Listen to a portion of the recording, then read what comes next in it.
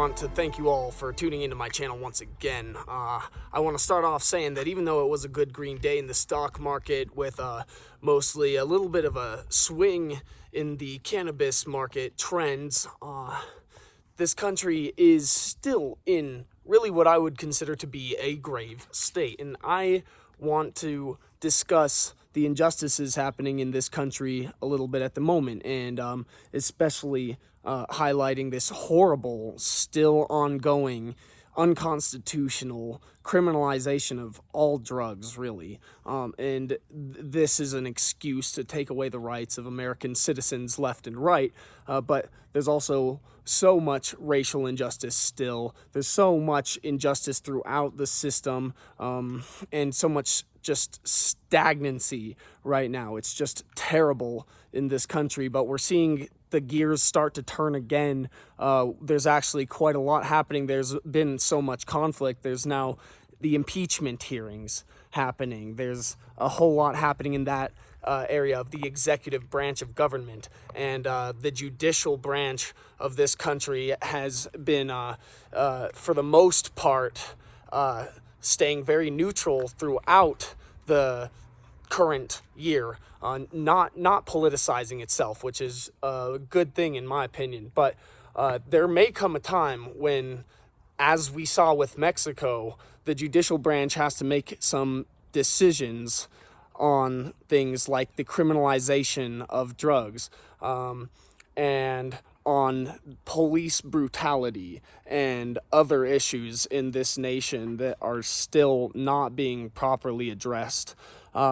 Now, we also hear Bernie Sanders, of course, making it an issue, and we should make it an issue in this election. So I'm glad to hear somebody really talking about a plan and a promise. I believe he said within the first 100 days of his presidency, he promises he would decriminalize, legalize, regulate cannabis, and allow for this business to thrive. But we already have, despite some states banning smokable CBD hemp, a federal legalization of CBD and hemp as long as it has less than 0.3% THC. And this is a big deal. It's huge. Not only is it decriminalized, but it's partially regulated at the moment, and the cultivation is completely legalized. The only issue is that even though the U.S. Department of Agriculture has their shit together with ongoing regulation of hemp, and working with the state of Colorado has been doing this for quite a while, the FDA has just begun to really fund research, and still, based on what I've heard, when they test and research cannabis, it's usually from their supermassive grow at the University of Mississippi. And when researchers who want to study cannabis legally in the United States, where it's not really legal, get their samples from this grow, it's usually so far off from what real cannabis is in the consumer market that it's just useless for studies. So the thing is, these researchers often just go overseas where they can acquire high-grade cannabis to study. And now in Canada, it's quite accessible, I'm sure. However, right now in the United States, even with full-blown legalization of industrial hemp and really CBD flower in fact as well, in most states so far, besides North Carolina, there's still this stigmatization, even of CBD. There's been all of these announcements throughout federal agencies that their employees aren't allowed to partake. They can't touch the stuff, and the police wouldn't even know the difference, nor care to know the difference between CBD, cannabis, and THC, or marijuana, as they would call it, cannabis at the moment.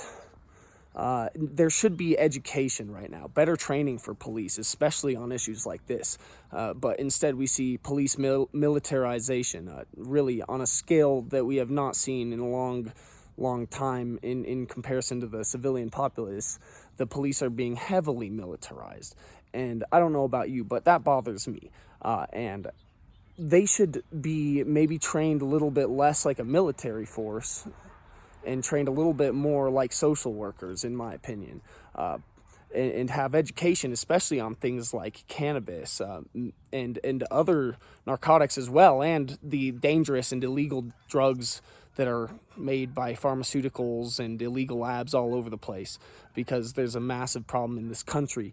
But there's so much systemic injustice right now as well. We just see people like the Sacklers and Purdue Pharmaceuticals getting away with very little damage, even despite their culpability in the opioid crisis. And we see Monsanto and Bayer continuing to use Roundup in common agriculture that you're eating. And this is infecting people in the water system and the air and the ground with glyphosate, which is just ruinous for everything that isn't genetically modified.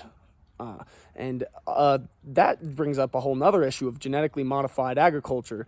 And that's another reason why I'm so proud to see Mexico with the provision in their cannabis legalization bill to regulate and prevent the use of pesticides. So they're going to be going for organic, natural cannabis with no chemicals or pesticides or anything like that contaminating it.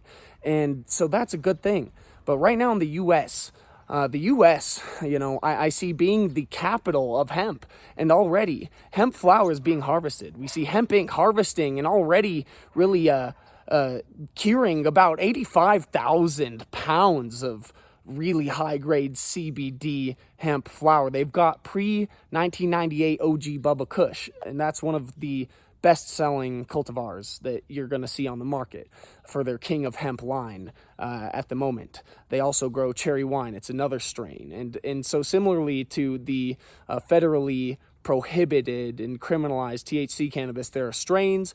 There are different strains that may have different effects, but CBD in general is going to be a widespread supplement and medicine as well that can be used in pharmaceuticals.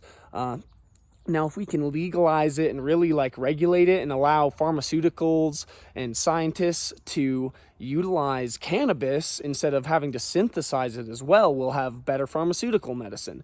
But at the moment, it's just being criminalized still continually, and there's still places where hemp is being criminalized, actually criminalized. People are going to jail and having to solve that with lawyers in order to get out of jail, and all kinds of sentences just because of industrial hemp flower, which is federally legal, and the fact that it looks like weed. And this is just so frustrating right now, but we are going to see more change, really an awakening happening right now. And really as well in the stock market, I see a lot of green days ahead. I'm looking at Hemp Inc. right now on the rise, about to bring their product to market, as well as companies like Aurora Cannabis in Canada.